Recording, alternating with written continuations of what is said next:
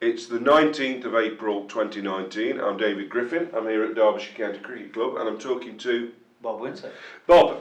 This is the second interview that we've done, and in the first one we talked at length about your early career, about playing for the Frickley Colliery and bowling to Jeff Boycott and lots and lots of stories about your early days.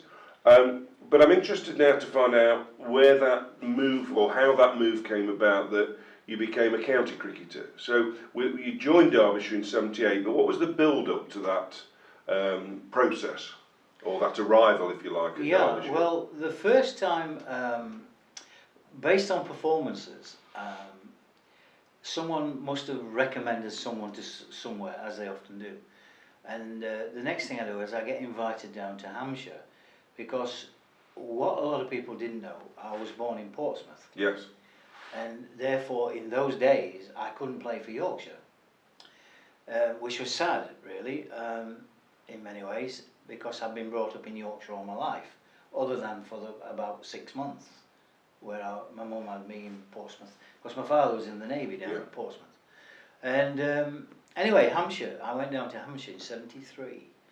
And I'll never forget it, because there was a ex-Yorkshire man there, and I think this is where the connection was. There's a guy called Jeff Keith. And so I went down to Southampton on trial.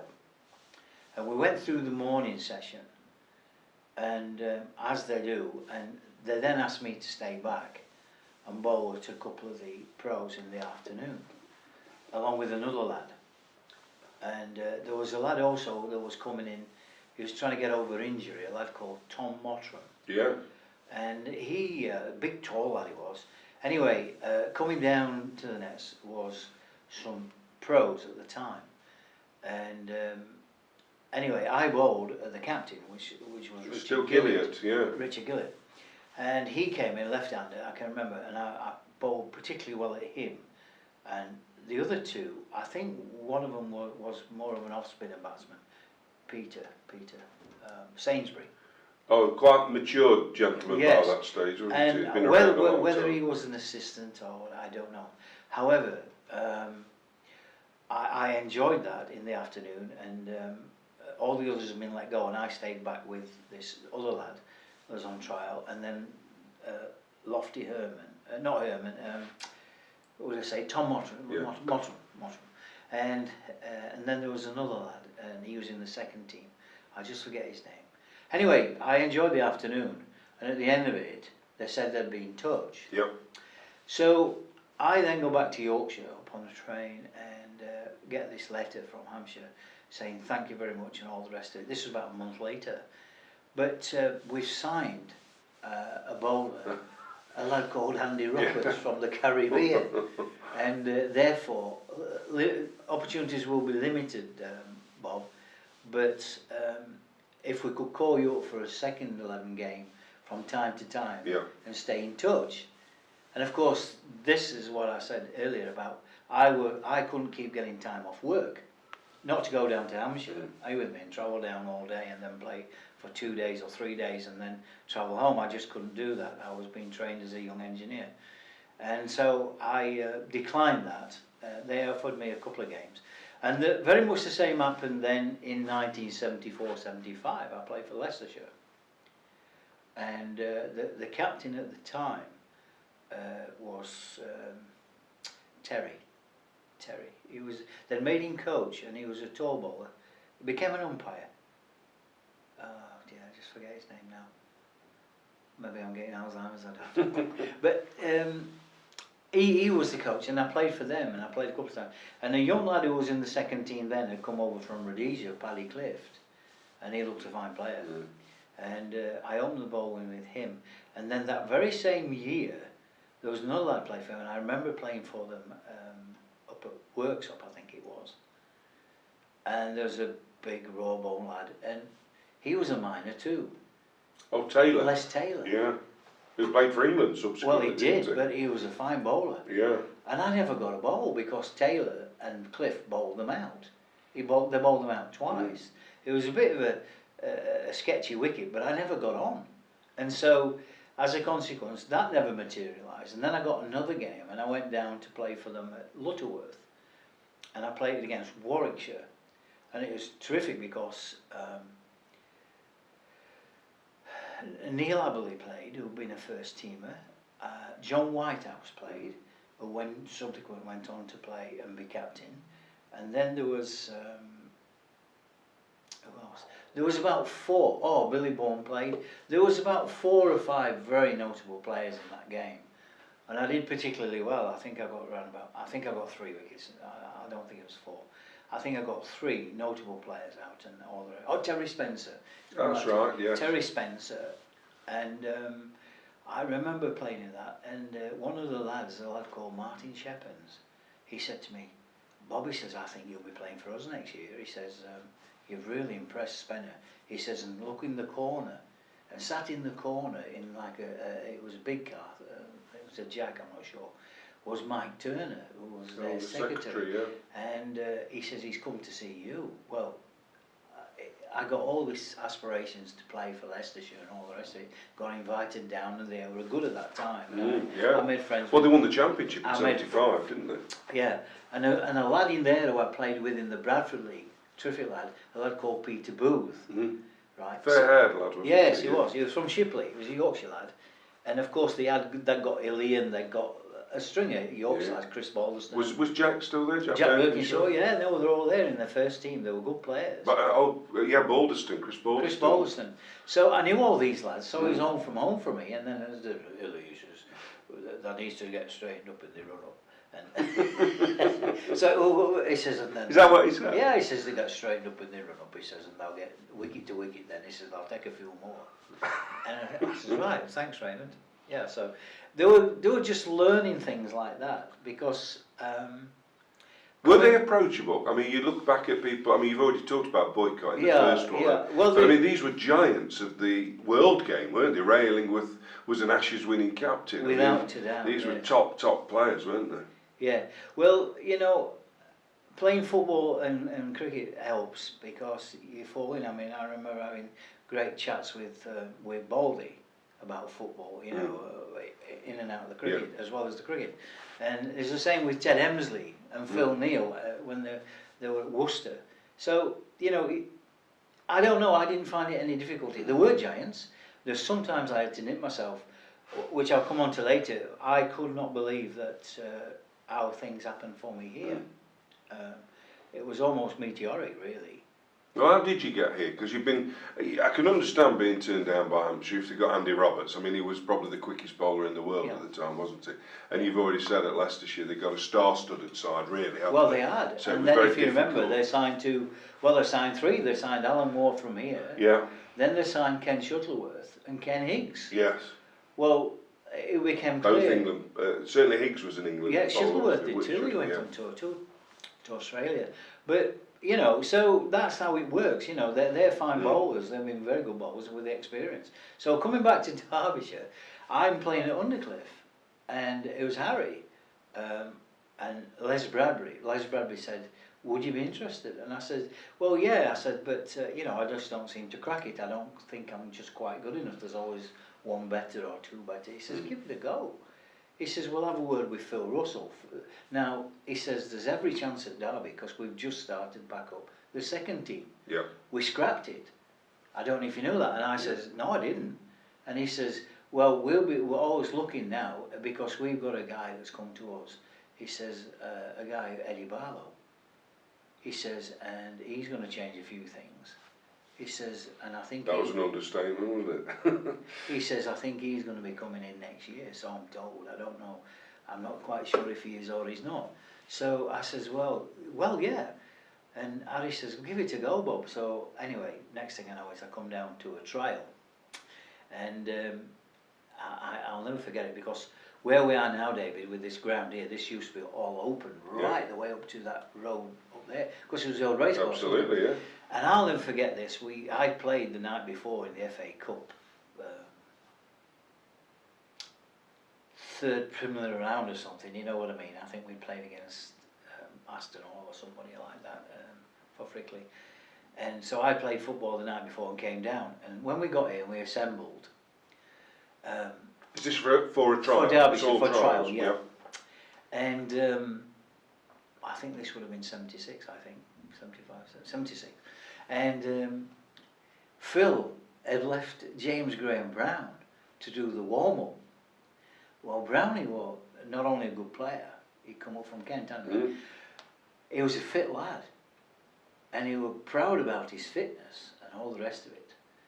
And he talked about Eddie in glowing terms, and Eddie had come in and said, at some stage, he'd said to them, we need to get fitter. And I think Eddie went off to Liverpool and looked at their techniques and this and that and the other, and how to get fit properly as proper sportsman and all that sort of thing. So this was coming in. Well, I remember Brownie that morning, and he ran the legs off everybody. We went right to the end of the race course. In between there were stops, right, where we did 20 press-ups, 100 sit-ups. Well, there was only me and Brownie arrived back. The rest were flogged up there. He'd left 10 trialists up there being sick, you know. So we come back down to the nets and we're trialling, and of course very much the same happened here.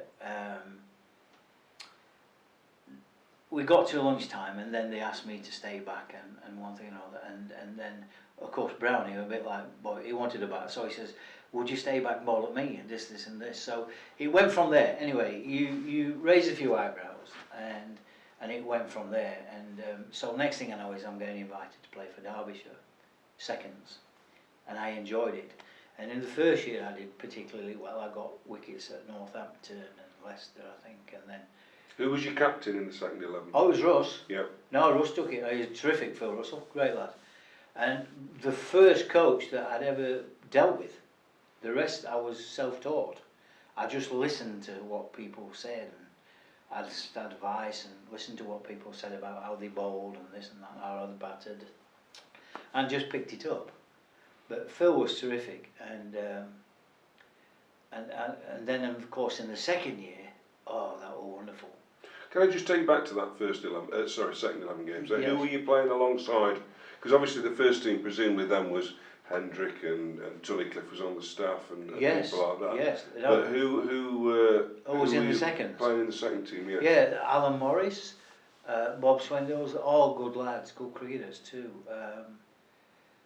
Morris was a batsman, Swindle was an Yes. off spinner, wasn't Yes, he was. Any other seam bowlers that were? I presume Keith Stevenson would have been around then. Yes, Steve-O. I played with Steve-O, yeah. He was in the seconds. He was in and out of the team, Steve-O. A good bowler. He went on to Hampshire, I think. Now then, was there Mick Glenn? Yeah, Mick Glenn. Mick Glenn, He's still here Is he working still with the around, cricket is he? board. Mick, he's giant of a man, yeah. Right. He played rugby a lot as well, didn't he? He was a big lad. Yeah. Anyway, he played. I'm trying to think of the lads. And because they'd only just started up their second team, Brownie played, of course. Yeah.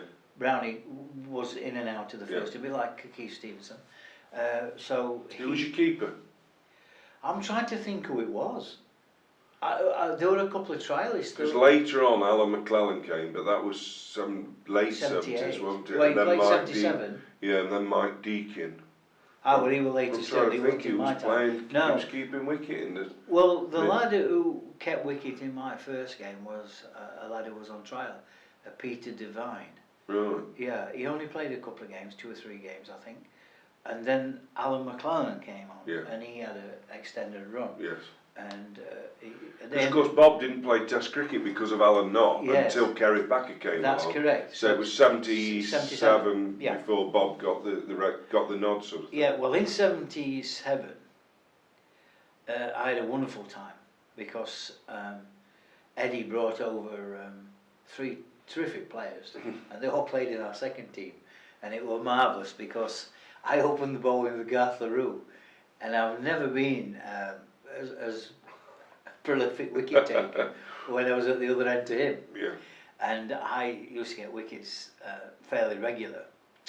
But Garth... Just tell us who the 2 other South Africans were. They Alan, weren't bowlers, were they? no, Alan Lamb and Peter Kirsten. Yeah. Not bad second 11, Oh, was fine son. I can recall once, a great sense of humour, Phil Russell, brilliant. We were once at Northampton, and I can see it now, because I have one of these photographic memories, I can see it. And James Brown has got out. He's got out for about 30, and we're at Northampton. I'm trying to think of the ground. Doesn't matter. Anyway, in there is Kirsten and Lamb. So they come in for lunch, and we must have been, for the one wicket James Brown, we were about possibly 100, 110, something like that. And anyway, we have lunch, and in the South African voices, Lammy says, what do you want us to get, Russ? Russ says, oh, I don't know. He says, if you come off at tea with 300, we'll be delighted. So these two went out. Kirsten and I set about this Northampton side, and we didn't get 300, but we were about 290. And when he came in, he says, sorry Russ, he says, we didn't get there. He says, he says, I'm a bit disappointed. And he's winking at us because we never expected anything like that. They slaughtered Northampton. And Chippy Williams was bowling. Oh yeah, he was off spinner as well. Yes, he was. And Brian Reynolds was their coach. And he'd been a long-standing coach and a good player for Northants. And he ended up, Chippy refused to bowl because he was getting slammed into the trees. And Brian Reynolds sent him off. It's the first time I've ever known a player be sent off in second line cricket. But it was terrific because this was the standard of those two boys, you know. And of course, Derbyshire that year had signed John Wright. And so they could only play, as you know, could only have two. And so, sadly, we had to make a choice, I believe, one out of the three. And they took Peter Kirsten, who were a fine player. But equally, Garth went to Worcester and then subsequently went on to Sussex. And Lammy went down to Northampton.